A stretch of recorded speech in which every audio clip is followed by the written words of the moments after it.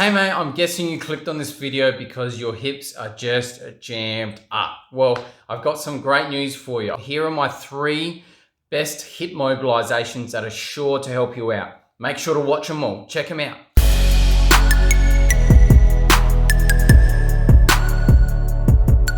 Okay, so the first thing you'll notice with my top 3, I haven't included any trigger point massage or foam rolling in these. And the reason being is I find this stuff really works well for getting people out of pain and discomfort, but not really in actually mobilizing the hips. So, and that's the reason being is I've included much more things like banded hip mobilizations, a squash frog stretch, for instance, and then also rounding it off with a bit more stability and strength work, okay, with the last exercise. So I find that this combination seems to work the most with people that I've helped in the past. So here they are.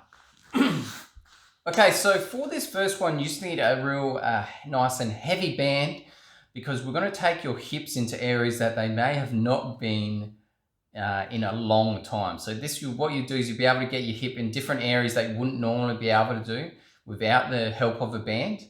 And that should really take it into different places that can really help to mobilize your hip, okay?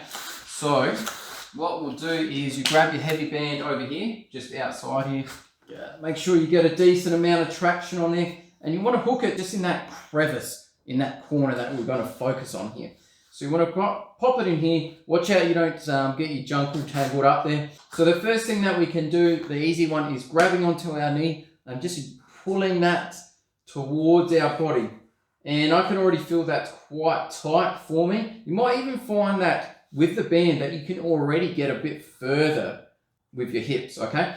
So you're just going to explore different areas here. So I can pull directly towards my shoulder, or I can pull out to the side here and just really find some real tight and maybe even sore spots too. So we're going to spend a bit of time in there, and then you can even pull across your body a bit, okay? So go on there. So doing there, you can probably straighten out your leg a little bit too. Just make sure you're not overarching your back while you're doing it. Okay, so pulling across like that and just really exploring that hip range that you wouldn't normally be able to get, okay? So if you're finding that one tight spot is more out here, spend a bit more time out there.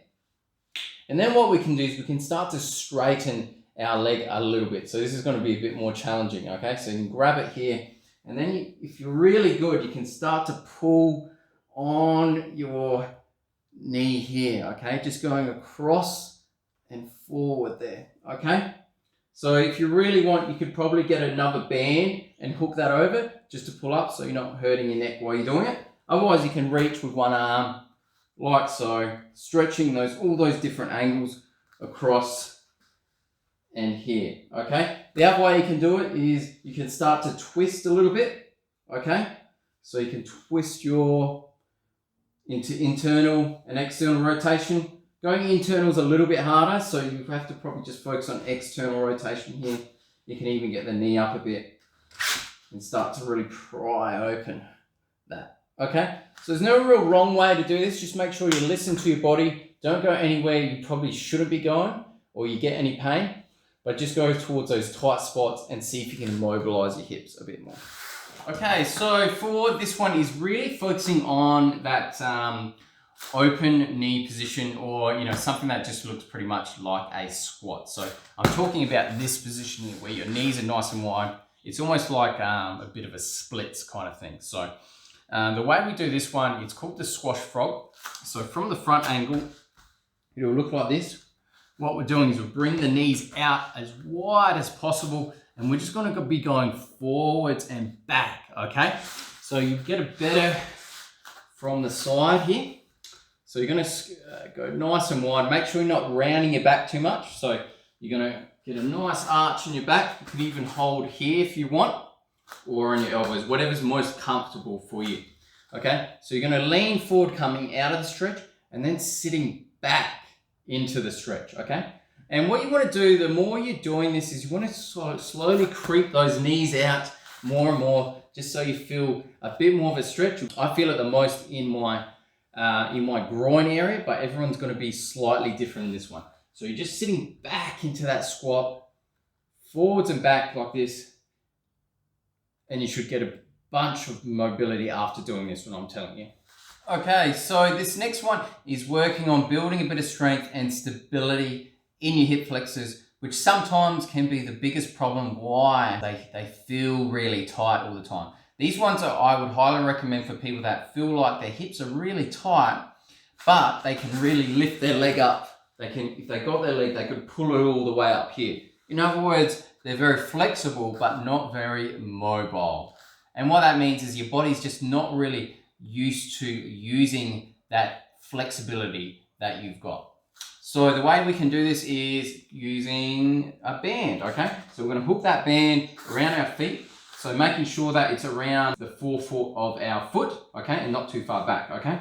So what we'll do is we lie back onto the floor, gripping here, and we're just gonna flex this, basically one side we're gonna push, and then the other side we're gonna pull with our leg, okay? Make sure we got flexed toes. So think toes to nose each time, okay? And you're just gonna march this one out. So I'm gonna push down that foot and then lift up with the other foot, okay? Going. So you can do this alternatively, like so. I recommend just pausing each time, okay? The other way you can do it is you can just hold on to one leg and then just push, okay? Like so. Or you can just march that one out, and you should really start to feel a good burn in the front, okay? The key is really to get your knee as high as possible. So if we go like that, we should be able to try to get our knees as high as possible. Most of us are probably gonna be around here, but really strive to get that knee up, as high as possible as you can, and just test out to see which one might be a bit tighter than the other, so you can just focus on one side if need be. And what you'll find with this one, when you're really pushing it, you actually start to feel your core really working. Because what we want to do is make sure we've got a flat back, so then when we're pushing out and we're stretching up, we're actually, if you feel your core, it's actually really working hard to keep that position, okay? So that's going to get your core activating, your hip flexors activating, and really teach your body how to use this newfound mobility that we've just got off those first two exercises. Thanks so much for watching. There are my top 3 hip mobilizations. Make sure to give those first 2 a good go, see if it gives you any more flexibility in your body, but make sure to definitely try that hip flexor march where it puts it all together a bit more, gives you a bit more stability.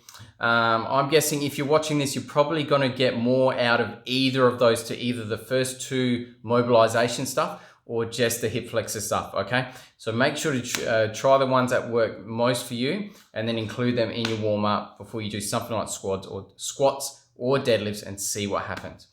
If you want more great information, if you're really having trouble returning to the gym, but you always end up getting injured like I once was and most of my clients, please check out my 7 lifts to bulletproof your body after injury. I'm going to drop a link down in the description box down below so you can click on and download that straight away.